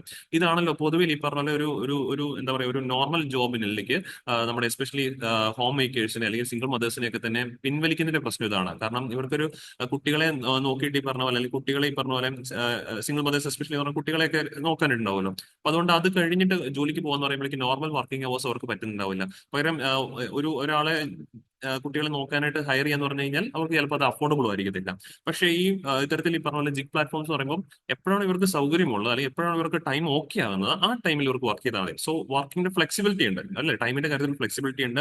ഉദാഹരണം പറയാൻ ഫ്രീലാൻസിങ് വർക്കുകൾ, online teaching, online tuition teaching ഒക്കെ നിങ്ങൾ ഒരു പക്ഷേ കണ്ടിട്ടുണ്ടാവും. ഇങ്ങനെയൊക്കെ ആൾക്കാർ വർക്ക് ചെയ്യുന്ന ഓൺലൈൻ ടീച്ചിങ്, ഡെലിവറി സർവീസുകൾ, ഇങ്ങനെയൊക്കെ ഒരുപാടധികം ഫ്ലെക്സിബിലിറ്റിയും കൂടെ നൽകുന്ന ഫാമിലി റെസ്പോൺസിബിലിറ്റീസ് ചേർത്ത് അതോടൊപ്പം ഈ പറഞ്ഞ പോലെ വർക്ക് ചെയ്യാനായിട്ടുള്ള ഒരു സാധ്യതയും കൂടെ ഇങ്ങനെയുള്ള ജിഗ് പ്ലാറ്റ്ഫോംസ് സ്ത്രീകൾക്കായിട്ട് ഒരുക്കി നൽകുന്നുണ്ട്. അതുകൊണ്ടാണ് ഈ പറഞ്ഞ പോലെ കൂടുതലും സ്ത്രീകളും ജിഗ് പ്ലാറ്റ്ഫോംസിലേക്ക് വരുന്നുള്ള കാര്യം ഓർക്കുക. പിന്നെ ഇതുപോലുള്ള ഒരുപാട് പ്ലാറ്റ്ഫോംസ് സ്ത്രീകൾക്ക് പുതിയ പുതിയ സ്കില്ലുകൾ അപ്ഡേറ്റ് ചെയ്ത് നൽകാനും സഹായിക്കാറുണ്ട്. ന്യൂ സ്കില്ലുകളൊക്കെ ലേൺ ചെയ്യാനും അതുവഴി ബെറ്റർ ഓപ്പർച്യൂണിറ്റീസ് കിട്ടും. കാരണം ഇന്നത്തെ കാലഘട്ടം നമ്മുടെ സ്കിൽ അപ്ഡേറ്റ് ചെയ്തില്ലെങ്കിൽ നമുക്ക് കിട്ടുന്ന വരുമാനത്തിനാണെങ്കിൽ നമ്മുടെ ജോലി സാധ്യത ഒക്കെ തന്നെ കുറയാനായിട്ടുള്ള ഒരു സാധ്യതയാണുള്ളത്. ഇവിടങ്ങളിൽ ഇത്തരത്തിലുള്ള പ്ലാറ്റ്ഫോംസ് സ്ത്രീകൾക്ക് കൂടുതലും സ്കിൽ അപ്ഡേഷൻ സഹായിക്കാറുള്ള കാര്യമൊക്കെ അത് ഇന്ത്യയുടെ നാഷണൽ സ്കിൽ ഡെവലപ്മെന്റ് കോർപ്പറേഷൻ തന്നെ പറയാറുണ്ട്. Women enrol in gig related skill development programmes of 50% increase in their average monthly income. ഇത്തരത്തിൽ ഈ പറഞ്ഞ പോലെ സ്കിൽ അപ്ഡേറ്റ് ചെയ്യുന്ന സ്ത്രീകളിൽ 50% അവരുടെ മന്ത്ലി ഇൻകത്തിൽ വർധനവും കാണുന്നതായിട്ട് നാഷണൽ സ്കിൽ ഡെവലപ്മെന്റ് കോർപ്പറേഷനും ഇവിടെ വ്യക്തത നൽകിയിട്ടുണ്ട്. സോ ഇങ്ങനെ വരുമ്പോഴേക്കും സ്ത്രീകൾക്ക് കൂടുതൽ വരുമാനം കിട്ടുമ്പോൾ ദെയർ ഓൺ ഇൻകം എന്ന് പറയുമ്പോഴേക്കും women gain not only financial independence, നമുക്ക് സ്വന്തമായിട്ട് വരുമാനമുള്ള ഫിനാൻഷ്യൽ ഇൻഡിപെൻഡൻസ് മാത്രമല്ല കിട്ടുന്നത്, അതോടൊപ്പം സെൽഫ് റെസ്പെക്റ്റും sense of purpose which boost their confidence and allows them to make decisions for themselves and their families. Decision making പവറും കൂടി കിട്ടുന്നത് നമ്മൾ ഏൺ ചെയ്യുമ്പോഴേക്കും ഫിനാൻഷ്യൽ ഇൻഡിപെൻഡൻസ് മാത്രമല്ല ഒരു സെൽഫ് റെസ്പെക്റ്റും ഡിസിഷൻ മേക്കിംഗ് പവറും കൂടെ നമുക്ക് ഇവിടെ കിട്ടുന്നുണ്ട്. Okay, so 2022 survey by Fiverr reported that 70% of women gig workers felt that gig work improved their sense of self worth and identity. ഇവിടെ നടത്തിയ പഠനത്തിൽ പറഞ്ഞിരിക്കുകയാണ് 70% സ്ത്രീകൾ സമ്മതിച്ചിരിക്കുകയാണ് ജിഗ് വർക്ക് അവരുടെ സെൽഫ് വർത്തും ഐഡന്റിറ്റിയും ഇംപ്രൂവ് ചെയ്യാൻ സഹായിച്ചു എന്നുള്ള കാര്യം. അപ്പൊ അതൊക്കെ നമ്മൾ ശരിക്കും പറഞ്ഞാൽ വുമൺ എംപവർമെന്റിലേക്കാണ് നയിക്കുന്നത്, അല്ലെങ്കിൽ വുമൺ എംപവർമെന്റ് മൂലം സമൂഹത്തിൽ ഉണ്ടാകാൻ പറ്റുന്ന മാറ്റങ്ങളെയാണ് ഇത് സൂചിപ്പിക്കുന്നത്. And it will lead to inclusive development. Inclusive development എന്നൊക്കെ പറഞ്ഞാൽ എല്ലാ ആളുകളെയും ചേർന്ന് നിർത്തിയിട്ടുള്ള വളർച്ചയാണ് നമ്മൾ ഇൻക്ലൂസീവ് ഡെവലപ്മെന്റ് എന്ന് പറയുന്നത്. അപ്പൊ ആക്ച്വലി ഇത്തരത്തിലുള്ള ജിഗ് എക്കണോമി ഇൻക്ലൂസീവ് ഡെവലപ്മെന്റും കൂടെ സഹായിക്കാറുണ്ട് എന്നുള്ള കാര്യം ഓർക്കാം. But at the same time ഇതിനകത്ത് ഒരുപാട് ചലഞ്ചസ് ഉണ്ട്, അത് നമ്മൾ അറിഞ്ഞിരിക്കണല്ലോ. മെയിൻസിനൊക്കെ ഒരു ആൻസർ ചെയ്യുമ്പോൾ നമുക്ക് രണ്ടും ഇതുണ്ടായിട്ട് വരും. ഇവിടുത്തെ ചലഞ്ച് എന്ന് പറയുമ്പോഴേക്കും ഇവരുടെ കാര്യത്തിൽ വരുമാനം എന്ന് പറയുന്നത് ഇറഗുലർ. ഇന്നിപ്പോൾ 100 രൂപ കിട്ടിക്കഴിഞ്ഞാൽ നാളെ 100 രൂപ കിട്ടുമെന്ന് പറയാൻ പറ്റത്തില്ല, നാളെ ചിലപ്പോൾ 50 രൂപയായിട്ട് മാറിയേക്കാം. അപ്പൊ അതുകൊണ്ട് ഇറഗുലർ ആയിട്ടുള്ള ഇൻകം ആണ്.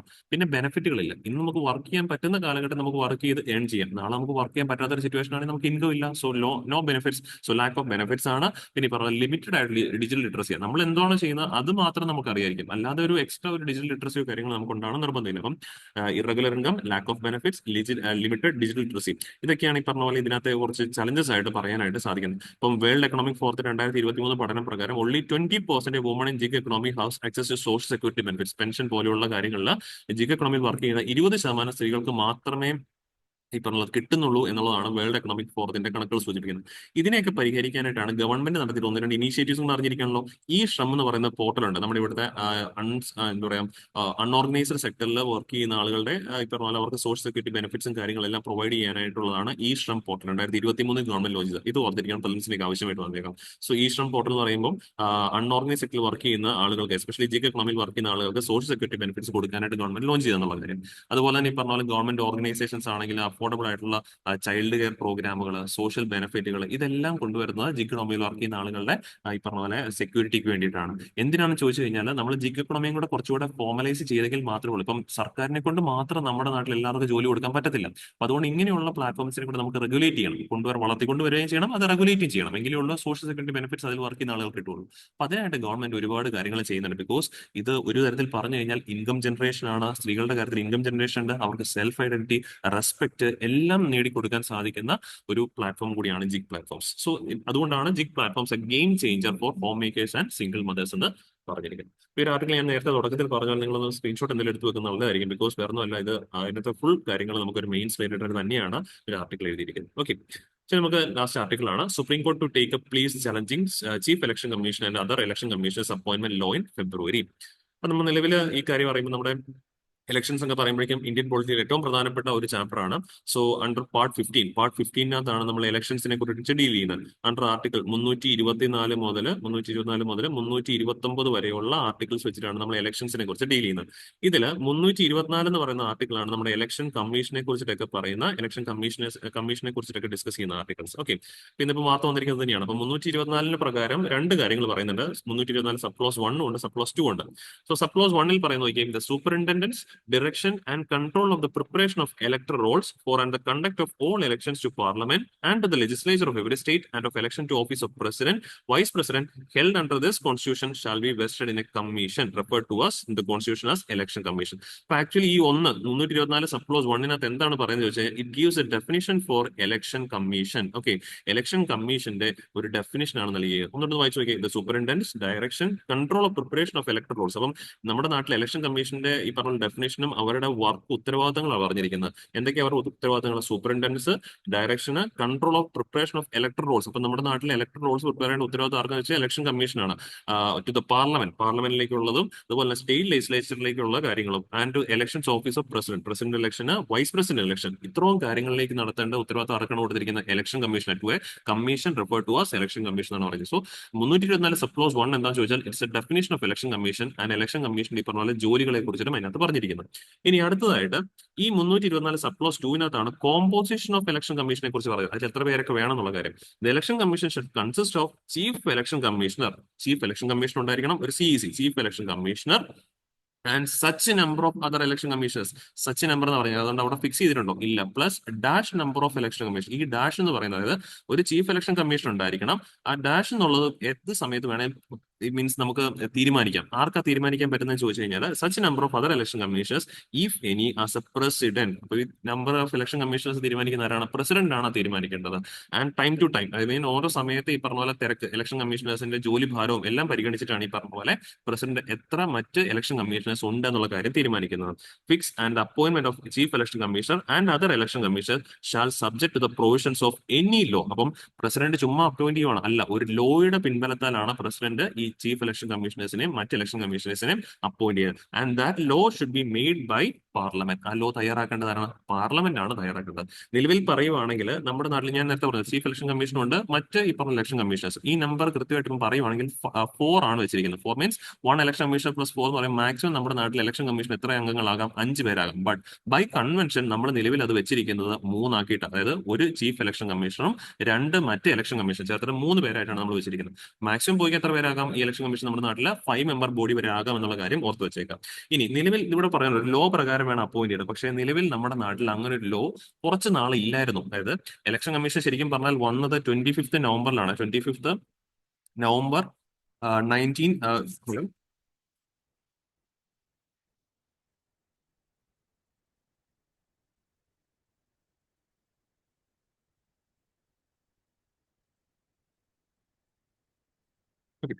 സോ ഇലക്ഷൻ കമ്മീഷൻ നിലവിൽ നമ്മുടെ നാട്ടിൽ നിലവിൽ വന്നത് എന്താണെന്ന് ചോദിച്ചു കഴിഞ്ഞാൽ 25 ജാനുവരി 1950 നമ്മുടെ നാട്ടിൽ വന്നതാണ് ഈ ഇലക്ഷൻ കമ്മീഷൻ എന്ന് പറയുന്നത്. സോ നിങ്ങളുടെ ഡേറ്റ് ഓർത്ത് അറിയാം, 25 ജാനുവരി 1950. ഇതിന് ശേഷമാണ് നമ്മുടെ ഈവൻ പാർലമെന്റ് ആ ഒരു റിപ്പബ്ലിക് അല്ലെ 26 ജാനുവരിയിലാണ് നമ്മൾ റിപ്പബ്ലിക് ആ ഒരു ഇത് വരുന്നത്. പക്ഷേ ഈ പറഞ്ഞ പോലെ കോൺസ്റ്റിറ്റ്യൂഷൻ ഓഫ് ഇന്ത്യ നിലവിൽ വരുന്നത് ആ ഒരു പോയിന്റ്. പക്ഷേ നമ്മുടെ നാട്ടിൽ ഇലക്ഷൻ കമ്മീഷൻ 25 ജാനുവരിയിൽ ഉണ്ടായിരുന്നുള്ള കാര്യം ഓർക്കാം. അപ്പൊ ഈ സമയത്ത് ഇലക്ഷൻ കമ്മീഷൻ നിലവിൽ വന്ന സമയത്തൊന്നും ഈ ലോ ഒന്നും ഉണ്ടായിരുന്നില്ല. ഒരു ലോ എന്നാ വന്നതെന്ന് ചോദിച്ചാൽ 1991 ആണ്. ചീഫ് ഇലക്ഷൻ കമ്മീഷനെ കുറിച്ചിട്ടൊക്കെ അവരെ അപ്പോയിന്റ് ചെയ്യുന്ന രീതിയെക്കുറിച്ച് ലോ വന്നത് 1991 മാത്രമാണ്. അതാണ് election commission condition of service of election commissioners and transaction of business act 1991. ഈ ലോ ആണ് നിലവിൽ അത് നോക്കി 50-ൽ വന്നതാണ് ഇലക്ഷൻ കമ്മീഷൻ. പക്ഷേ അതിനുശേഷം ഒരു 41 വർഷം കഴിഞ്ഞപ്പോഴാണ് ലോ പോലും നിലവിൽ വരുന്നത്. ഈ ലോയ്ക്കകത്ത് ആക്ച്വലി ഒരു കാര്യം വിട്ടുപോയിട്ടുണ്ടായിരുന്നു. ഇവർ അപ്പോയിന്റ് ചെയ്യുന്ന രീതിയെ കുറിച്ച് പറഞ്ഞില്ല. ആകപ്പാടെ പറഞ്ഞ് ഇവരുടെ സർവീസ് കണ്ടീഷനെ കുറിച്ച് മാത്രമാണ്. 6 വർഷം അല്ലെങ്കിൽ until the age of 65 years, 6 years or 65 years. ഇതിനകത്ത് ആദ്യം ഏതാണ് വരുന്നത്? അത്ര നാൾ ഇവരുടെ ടെന്യൂർ കണ്ടീഷൻ. പക്ഷേ ഏത് ഇതിനകത്ത് പറഞ്ഞാൽ ഇവരുടെ അപ്പോയിന്റ്മെന്റിനെ കുറിച്ച് പറഞ്ഞില്ല. അപ്പോയിന്റ്മെന്റ് ഒരു ഈ പറഞ്ഞ പോലെ കൺവെൻഷൻ ആയിട്ട് പറഞ്ഞ പ്രസിഡന്റ് അപ്പോയിന്റ് ചെയ്യുകയാണ് ചെയ്തിരുന്നത്. പ്രസിഡന്റ് അല്ല അപ്പോയിന്റ് ചെയ്ത്. ആക്ച്വലി പറഞ്ഞാൽ പ്രസിഡന്റ് അപ്പോയിന്റ് ചെയ്യുമ്പോഴും പ്രസിഡന്റിലേക്ക് ഒരു നിർദ്ദേശം കൊടുക്കുകയാണ്. ക്യാബിനറ്റ് മിനിസ്റ്റേഴ്സ് അല്ലെ, ക്യാബിനറ്റ് കമ്മിറ്റി ഓഫ് മിനിസ്റ്റേഴ്സ് ഉണ്ടല്ലോ, നമ്മുടെ ക്യാബിനറ്റ് മിനിസ്റ്റേഴ്സ് അടങ്ങുന്ന ആ ഒരു ഈ പറഞ്ഞ പോലെ ആ ഒരു കൂട്ടായ്മ അല്ലെങ്കിൽ ആ ഗ്രൂപ്പ് ഈ പറഞ്ഞ തെരഞ്ഞെടുത്ത് കൊടുക്കുന്ന പേര് പ്രസിഡന്റ് കൊടുക്കുന്നു. പ്രസിഡന്റ് അത് അപ്പോയിന്റ് ചെയ്യുകയാണ് ചെയ്തിട്ടുണ്ടായിരുന്നത്. ഇത് ആക്ച്വലി 2022 ഒരു സുപ്രീം കോടതിയിൽ പ്രധാനപ്പെട്ട ഒരു കേസിൽ ഈ പറഞ്ഞ പോലെ ചോദ്യം ചെയ്യപ്പെടുകയാണ് ചെയ്തിട്ടുണ്ടായിരുന്നത്. ഈ കേസായിരുന്നു ഈ പറഞ്ഞ പോലെ അനൂപ് ബരൺവാൾ കേസ് എന്ന് പറയുമായിരുന്നു. ഓക്കെ, അനൂപ് ബരൺവാൾ കേസാണ്. ഈ ഒരു കേസിനകത്ത് ഈ പറഞ്ഞ പ്രധാനമായിട്ട് നമ്മൾ ചോദ്യം ചെയ്തു. അനൂപ് ബരൺവാൾ കേസ് ഓഫ് 2023 ആണ്, 2022 അല്ല. Anoop Baranwal case of 2023. ഈ കേസിലാണ് ഇത് ചോദ്യം ചെയ്തത്. ചോദ്യം ചെയ്ത് കഴിഞ്ഞപ്പോഴേക്കും ഈ പറഞ്ഞ പോലെ നിലവിൽ ഇങ്ങനെ ചെയ്യുന്നത് ഇലക്ഷൻ കമ്മീഷൻ എന്ന് പറയുന്നത് വളരെ ഫ്രീ ആൻഡ് ഫെയർ ആയിട്ടുള്ള ഒരു ബോഡി ആയിരിക്കണമല്ലോ. അപ്പൊ അത് ഫ്രീ ആൻഡ് ഫെയർനെസിനെ ബാധിക്കും എന്ന് പറഞ്ഞുകൊണ്ട് കോടതിയിൽ ചോദ്യം ചെയ്തു. കോടതി ചോദ്യം ചെയ്തപ്പോൾ കോടതി ഒരു ഗൈഡ് ലൈൻസ് വെച്ചു. അതായത് ഇനി മുതൽ ഇലക്ഷൻ കമ്മീഷൻ അപ്പോയിന്റ് ചെയ്യുന്നത് 3 മെമ്പർ ബോഡി ആയിരിക്കണം വിത്ത് PM, ദെൻ ലോക്സഭയിലെ ഓപ്പോസിഷൻ ലീഡർ, ദെൻ ഈ പറഞ്ഞ പോലെ ചീഫ് ജസ്റ്റിസ് ഓഫ് ഇന്ത്യ. ഈ 3 പേരടങ്ങുന്ന ഒരു കമ്മിറ്റി ആയിരിക്കണം ഇനി മുതൽ ഇലക്ഷൻ കമ്മീഷണേഴ്സിനെ ഇന്ത്യയിൽ അപ്പോയിന്റ് ചെയ്യേണ്ടത് എന്നുള്ളതാണ് സുപ്രീം കോടതി കൊടുത്ത ഗൈഡ് ലൈൻ. പക്ഷേ ഇതിനെ തിരുത്താനായിട്ട് പിന്നീട് ചെയ്തത് എന്താണെന്ന് ചോദിച്ചു കഴിഞ്ഞാൽ പാർലമെന്റ് പുതിയൊരു നിയമം പാസാക്കി. ഓക്കെ, ആ നിയമത്തിന്റെ പേരാണ് chief election commissioner other election commissioners condition of service and terms of office act of 2023. അപ്പം ഈ ഒരു ആക്ട് പ്രകാരം ഇനി മുതൽ ചീഫ് ഇലക്ഷൻ കമ്മീഷനെ അല്ലെങ്കിൽ മറ്റ് ഇലക്ഷൻ കമ്മീഷണേഴ്സ് അപ്പോയിന്റ് ചെയ്യുന്ന കമ്മിറ്റി എന്ന് പറയുമ്പോഴേക്കും PM ഉണ്ടായിരിക്കും, പ്രൈം മിനിസ്റ്റർ ഉണ്ട്, ദെൻ ലോക്സഭയിൽ ഓപ്പോസിഷൻ ലീഡർ ഉണ്ട്, ദെൻ ഈ പറഞ്ഞ പോലെ ക്യാബിനറ്റ് മിനിസ്റ്റർ ആണ് ഇവിടെ ഉള്ളത്. ഓക്കെ, ഇവിടെ നോക്കി നേരത്തെ സുപ്രീം കോടതി പറഞ്ഞതിനകത്ത് ആരൊക്കെ ഉണ്ടായിരുന്ന PM, വിച്ച് മീൻസ് ഒരു എക്സിക്യൂട്ടീവിന്റെ ഭാഗമായിട്ട് പ്രൈം മിനിസ്റ്റർ, ദെൻ ഈ പറഞ്ഞ ലെജിസ്ലേച്ചറിന്റെ ഭാഗം ലീഡർ ഓഫ് ഓപ്പോസിഷൻ, ദെൻ ജുഡീഷ്യറിയുടെ ഭാഗമായിട്ട് ചീഫ് ജസ്റ്റിസ് ഓഫ് ഇന്ത്യ. ഇവിടെ PM എന്ന് പറയുന്ന ലെജിസ്ലേച്ചറിന്റെ ഭാഗമുണ്ട്, പക്ഷേ നമ്മൾ പറയുമ്പോൾ എക്സിക്യൂട്ടീവ്, ലെജിസ്ലേച്ചർ, ജുഡീഷ്യറി 3 പേരുണ്ട്. ബിക്കോസ് അത്രത്തോളം പ്രാധാന്യമുള്ള ഒരു ബോഡിയാണ് ഈ 3 പേരും വന്നിരിക്കുന്നത്. പക്ഷേ ഇതിനെ ഡൈല്യൂട്ട് ചെയ്ത് ഗവൺമെന്റ് നിലവിൽ കൊണ്ടുവന്ന ഈ ആക്ടിനകത്ത് ആരൊക്കെയുള്ള ഒരു എക്സിക്യൂട്ടീവ് ഉണ്ട്, ലീഡർ ഓപ്പോസിഷൻ ലെജിസ്ലേച്ചറിന്റെ ഭാഗമായിട്ടുണ്ട്, വീണ്ടും ഇപ്പോൾ കൗൺസിൽ ഓഫ് മിനിസ്റ്റർ എന്ന് പറയുമ്പോഴേക്കും വീണ്ടും ആര് തന്നെയാണ് എക്സിക്യൂട്ടീവ്. അപ്പൊ ഇവിടെ ആരെ ഒഴിവാക്കി? ജുഡീഷ്യൽ ഒഴിവാക്കി. അപ്പം കൂടുതൽ ആർക്ക് ബയാസ്ഡായി? എക്സിക്യൂട്ടീവിന് ബയാസ്ഡ്, അല്ലെങ്കിൽ ഗവൺമെന്റ് ഭരിക്കുന്ന ഗവൺമെന്റ് ബയാസ്ഡ് ആകുന്ന മാറ്റം നമുക്കിവിടെ കാണാൻ പറ്റും. അപ്പം ഇതിനെ ചോദിച്ച് ഈ ഒരു സെക്ഷനകത്ത് സെക്ഷൻ 7 ആണ് ഇതിനകത്ത് പറയുന്നത്. സെക്ഷൻ 7 ആണ് ഈ ഒരു അപ്പോയിന്റ്മെന്റ് രീതിയെ കുറിച്ച് പറയുന്നത്. ഇതിനെ നിലവിൽ കോടതിയിൽ ചോദ്യം ചെയ്തിരിക്കുകയാണ്. ആ വിധി പറഞ്ഞാൽ ആ ഒരു ചോദ്യം ചെയ്ത കാര്യം സുപ്രീം കോടതി ഈ ഫെബ്രുവരിയിൽ പരിഗണനയിൽ എടുക്കും എന്നാണ് പറഞ്ഞിരിക്കുന്നത്. അപ്പൊ അത് പരിഗണന എടുക്കുമ്പോൾ സുപ്രീം കോടതി എന്താണ് പറയുന്നത് അറിയാൻ പറ്റത്തില്ല. മീൻസ് ഇത് തന്നെ കണ്ടിന്യൂ ചെയ്ത് നേരത്തെ സുപ്രീം കോടതി പറഞ്ഞ കാര്യം ചെയ്യുക എന്നുള്ളതാണ് പറയാം, നമുക്ക് നോക്കി കാണേണ്ടതാണ്. അപ്പൊ ഇനിയും ഇത് വാർത്തയിൽ വരും. അപ്പൊ നിങ്ങൾക്ക് ഇപ്പം ഡിസ്കസ് ചെയ്തപ്പോൾ ഇതിന്റെ ബേസിക് മനസ്സിലായിട്ട് ഞാൻ വിശ്വസിക്കുന്നു. ഇത് വാർത്ത വരാൻ കാരണം വേറെ ഒന്നുമല്ല, ഞാൻ നേരത്തെ പറഞ്ഞ നിലവിലെ ചീഫ് ഇലക്ഷൻ കമ്മീഷണർ അദ്ദേഹത്തിന്റെ ടെന്യൂർ തീരുകയാണ്. അപ്പം പുതിയ ആൾ വരണം. പുതിയ ആൾ വരുമ്പോഴേക്കും പറഞ്ഞാൽ ഏത് കണ്ടീഷൻ പ്രകാരമായിരിക്കും നമ്മൾ പുതിയ ആളെ കൊണ്ടുവരുന്നുള്ള കാര്യമാണ് ഇനി ചർച്ച ചെയ്യുന്നത്. ഓക്കെ, ഇത്രയും കാര്യങ്ങൾ കൃത്യമായിട്ട് ഒന്ന് പരീക്ഷയുടെ പോയിന്റ് ഓഫ് വ്യൂ ഓർത്ത് വെച്ചേക്കാം. ഓക്കെ, ഇനി ഇന്നത്തെ ചോദ്യം ഇലക്ഷൻ കമ്മീഷനുമായിട്ട് ബന്ധപ്പെട്ട 2 സെമൻ ക്വസ്റ്റൻ ആണ്. സോ നിങ്ങൾക്ക് എളുപ്പമായിട്ട് ചെയ്യാൻ പറ്റുന്നത് തന്നെയാണ്. അപ്പൊ അതിന്റെ ആൻസർ കൃത്യമായിട്ട് നമ്മുടെ കമന്റ് ബോക്സിൽ രേഖപ്പെടുത്താം. നമ്മൾ ഡിസ്കസ് ടോപ്പിക്സ് എല്ലാവരും ക്ലിയർ ആണെന്ന് വിശ്വസിക്കും. വീണ്ടും നമുക്ക് അടുത്ത ദിവസം കാണാം. Thank you.